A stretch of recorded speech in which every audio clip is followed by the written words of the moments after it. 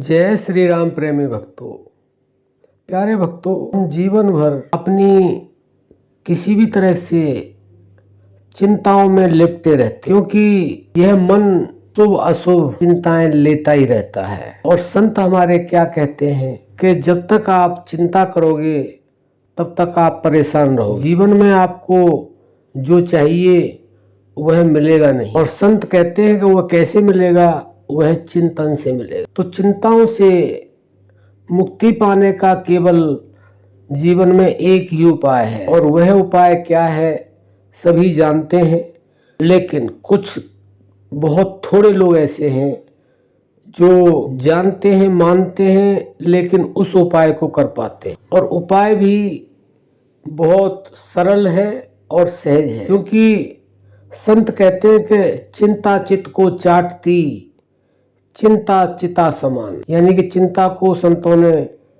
चिता के समान बताया है, उसके बराबर का दर्जा दिया है। तो भक्तों, हम ऐसा क्या करें जिससे हमारे जीवन में चिंताएं समाप्त हो जाए। कि जब चिंता होती है तो बड़ी परेशानी होती है, बड़ी पीड़ा होती है, और ज्यादातर चिंताएं हमारी व्याकुलता की तरफ हमें ले जाती हैं, हमें इस तरह से घसीटती हैं कि उसके बारे में बताया नहीं जा सकता।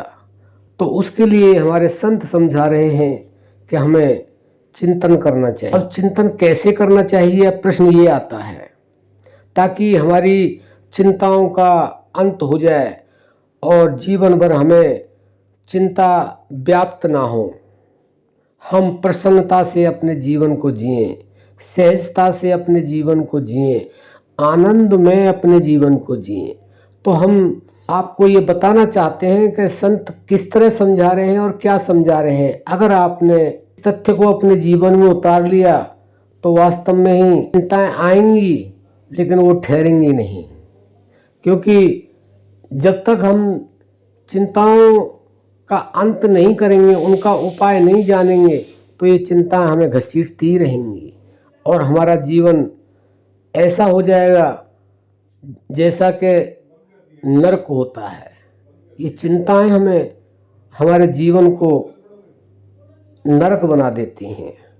तो इसलिए संतों ने सारा किया कि इसके लिए आप चिंतन करिए। और चिंतन किस तरह से करना है? चिंतन 4 प्रकार का होता है। एक वाणी से होता है, दूसरा होठों से होता है, तीसरा मानसिक होता है, और चौथा प्राण जप होता है। आप यह भी समझ लें कि जो वाणी से कर चुका होता है उसी को होठों के इशारे के लिए परमात्मा प्रेरित करता है। और जो उपांशु यानी कि होठों वाला उपांशु कहा गया है, जो उसको अपने जीवन में उतार लेता है, तो परमात्मा प्रेरित करते कि मानसिक जप करो। और जो मानसिक जप में अपनी पूर्णता हासिल कर लेता है, तो उसको परमात्मा प्राण जप करने का इशारा करते हैं। कोई व्यक्ति, कोई संत, कोई साधक, महापुरुष ऐसा मिला देते हैं कि प्राण जप करो, और प्राण जप करोगे तो इससे आपका कल्याण होगा। तो बंधुओं, आप अगर मौखिक करते हो, अगर उसमें आपकी प्रधानता हो गई है, उसमें आप सफल हो गए हैं, तो आप उपांशु करिए। और उपांशु में अगर सफलता प्राप्त कर ली है, आपका मन कहता है कि मैं मन से ही जप करूँगा, तो मन से करें। और अगर मन से भी आपका मन भर गया है, देखिए बड़ी सुंदर बात है, मन से मन भर गया है, तो आप प्राण जप पे आइए। और जब प्राण जप में आप निरंतरता ले आएंगे तो आपके अंदर एकाग्रता आने लगेगी। और जब एकाग्रता आ जाएगी तो आप उस परम तत्व से जुड़ना शुरू हो जाएंगे।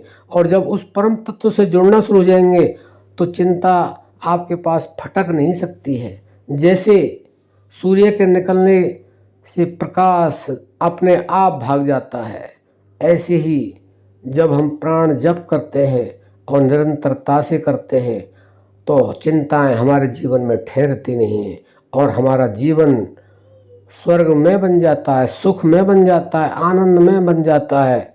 तो बंधुओं, हम आपको ये संतों की वाणी के द्वारा ये समझाना चाहते हैं कि आप भी ज़्यादा से ज़्यादा प्राण जप करें और निरंतरता से करें तो आपके जीवन में कोई समस्या आ ही नहीं सकती है, कोई चिंता आ ही नहीं सकती है, चिंता आपको सता ही नहीं सकती है।